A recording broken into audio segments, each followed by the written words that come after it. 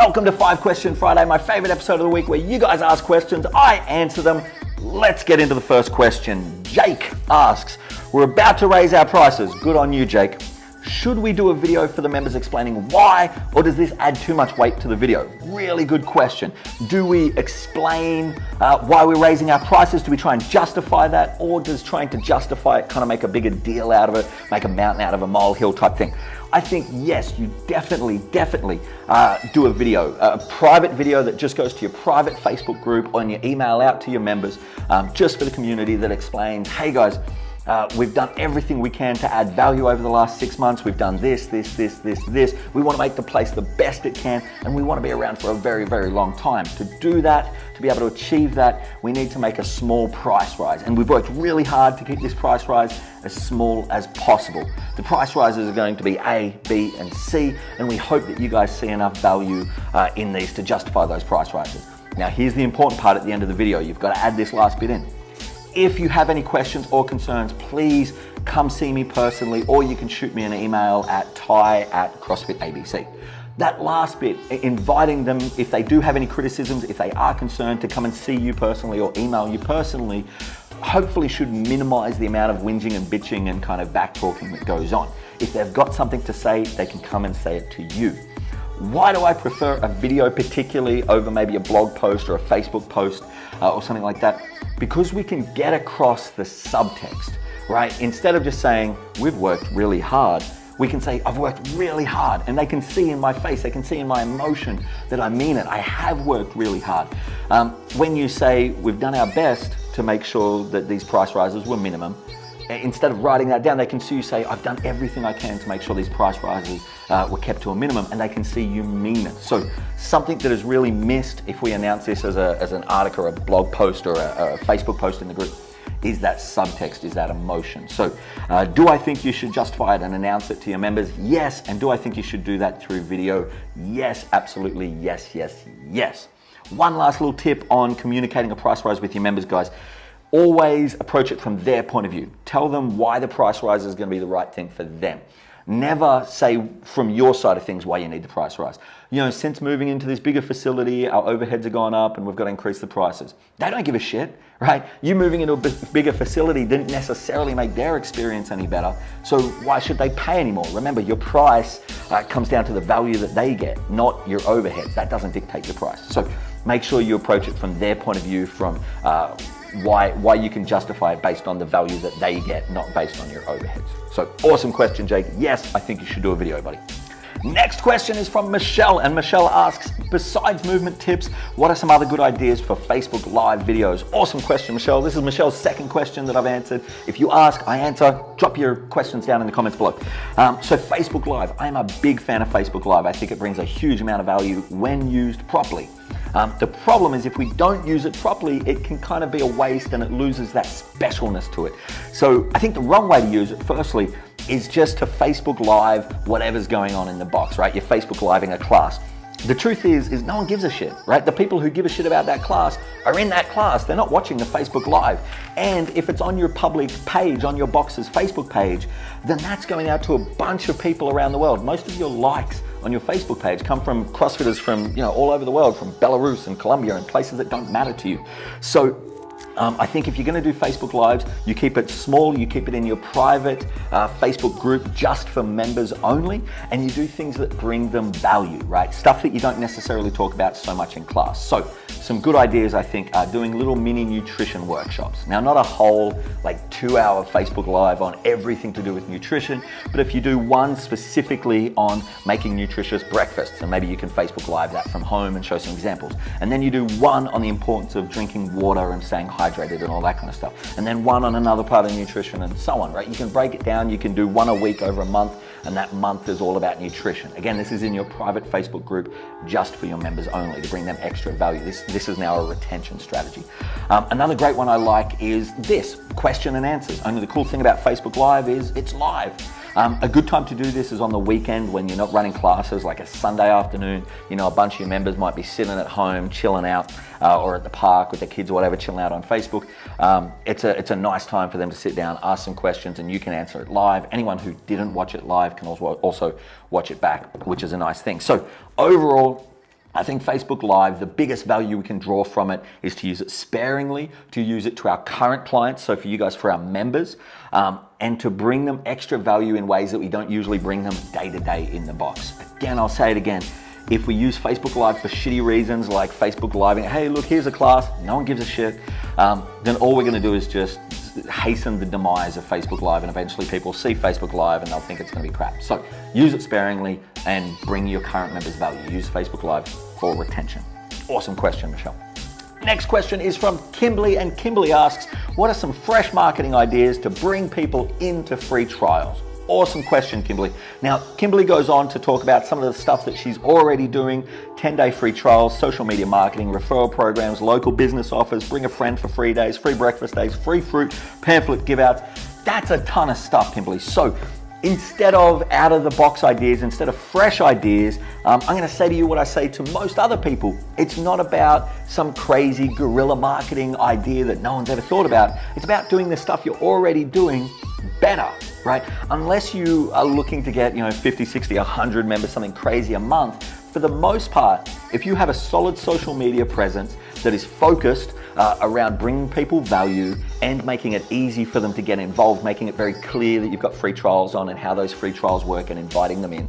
If you've got a good social media profile like that, if you've got a good referral program, and what I mean by that is that your members know that they can and that they should bring people through the door. If you've watched my video thank you program, that's what I talk about.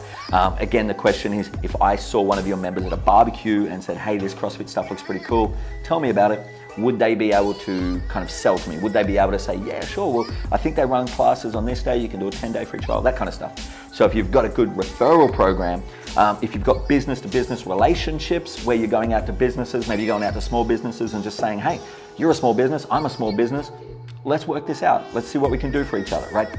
Anyone that is related to our industry, that's related to our members. So supplement stores, health food stores, golf, cycling, sports, all that stuff. Anyone who, massage therapists, chiros, physios, anyone who shares our market, which is a pretty big market, we should be going to them and saying, how do I scratch your back? And then how do you scratch my back?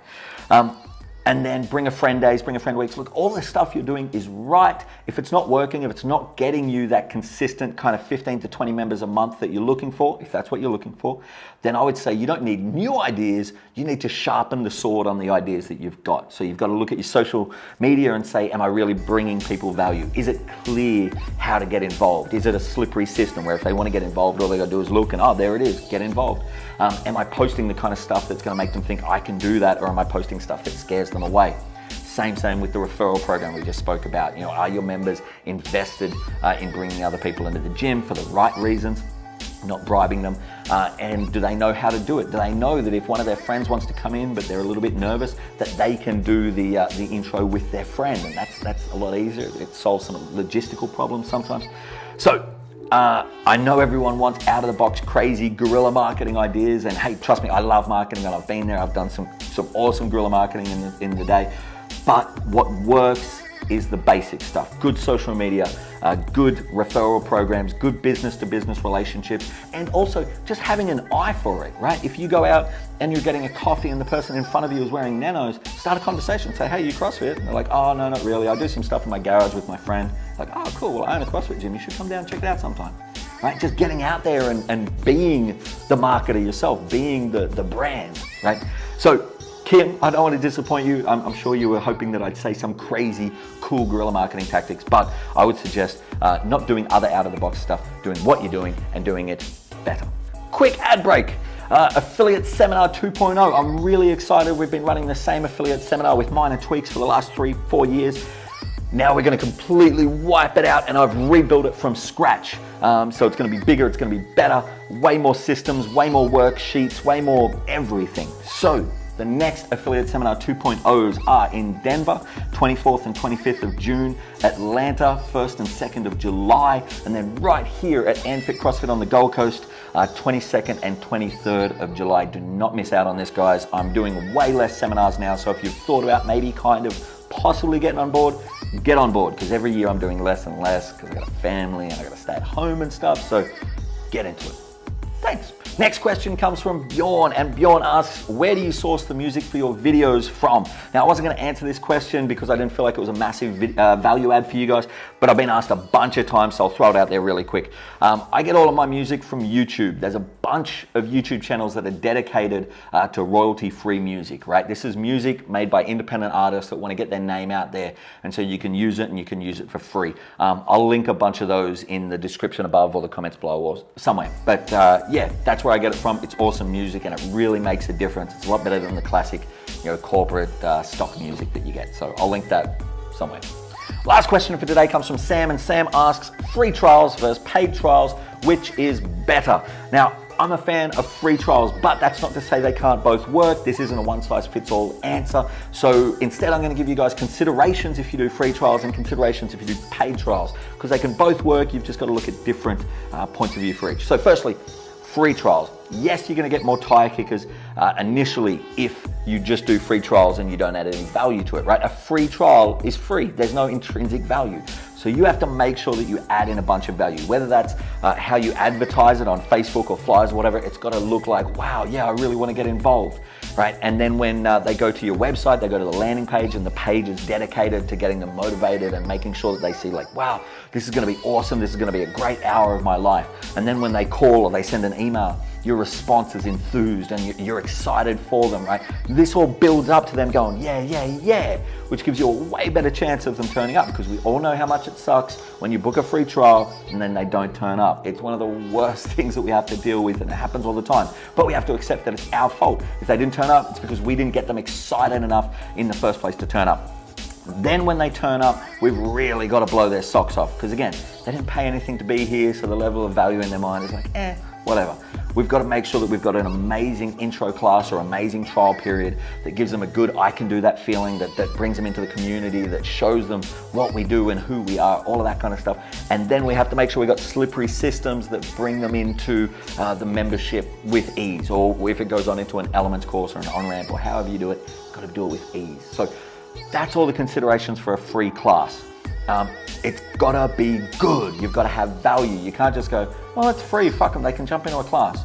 No, you've got to build up value. Because it is free, there's no intrinsic value attached. So you've got to build up the value around it. So that's free classes. If you do free trials and you do them properly, they can be great. You can have 80+%, 90+% conversion rate, no dramas at all.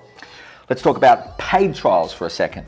Pretty much the same thing, right? Because they've paid, now they have an expectation of value. So you've got to work just as hard, if not harder, as the free trials to make sure that you keep the fire hot. So if they call on Monday and they book in for Friday, that's a long time. They could lose motivation in that period. So you've got to keep the fire hot. You're shooting them emails with motivational videos. You're giving them a call halfway through the week to confirm they're still coming and how excited you are that they're coming in. You're stoking that fire. You're keeping that fire, that motivation hot. And then when they come in, you've got to make sure they get that value, right? Whatever they paid for it, 50, 100, 150 for that trial, you've got to make sure that they get way more than that value, double that value at least, for them to walk away and go, okay, I can see this is worth it. Lastly, with paid trials, a big consideration is how much you charge for them, right? At one end of the scale, you've got a free intro, which I think is a good idea. It's definitely my preference. At the other end of the scale, you've got a paid intro or paid trial, right? Which I like the idea of as well. But if you're going to go this end of the scale, you've really got to go in this end of the scale, right? It's got to be like $100, $150, depending on your currency. But it's got to be a high-priced trial, right? Why? Because the worst thing you can do is give them like a $29.95 for a 1-month trial. Right? Oh, awesome. They think that's great until they turn around and they've got to pay $150 or $200 for the next month. Right? All that does is give them what's called price shock, where they go, oh yeah, $29, that's cool, and then boom, right? And it's kind of not honest, because that's not how much it's going to cost them. Yes, you got them through the door, but in their minds, that period of time was worth that much money, and now you're going to say, actually, from here on in, that period of time is worth this much money. So if you're gonna do a paid trial, I suggest you do it at a decent amount. But again, if it's going to be $100 or $150 or whatever it's going to be for your paid trial, you have to justify that, not just in the class itself, but in everything that goes around it, in how you market it, in the inquiry process, when they go to your landing page on the website, when they go to the Facebook page, when they call you, when they email you. You've got to build up that value so that it's well and truly worth at least double what they paid. So Sam, free trial or paid trial, they both work. at the end of the day, the universal concept here is you have to build up value for every single one of those. So that's 5 Question Friday. We talked about raising our prices and doing a video. Yes, you should. Facebook Live videos, absolutely great thing. Private group and using it as a retention tool. We talked about fresh marketing ideas and instead of going crazy, thinking outside of the box, doing what you're already doing, but doing it better. We talked about the Affiliate Seminar 2.0 coming up in Denver, 24th, 25th of June, Atlanta, 1st and 2nd of July, and Gold Coast, 22nd, 23rd of July. We talked about where I get my music from, again, link up or down somewhere. And we talked about free trial versus paid trial. It's all about the value. I hope that answers a bunch of your questions, but I need more questions for next week. So drop your question down below or up or wherever the comments are. Drop a question and I'll answer it. Besides that, guys, thank you so much. I love you guys. Have a great weekend. Peace.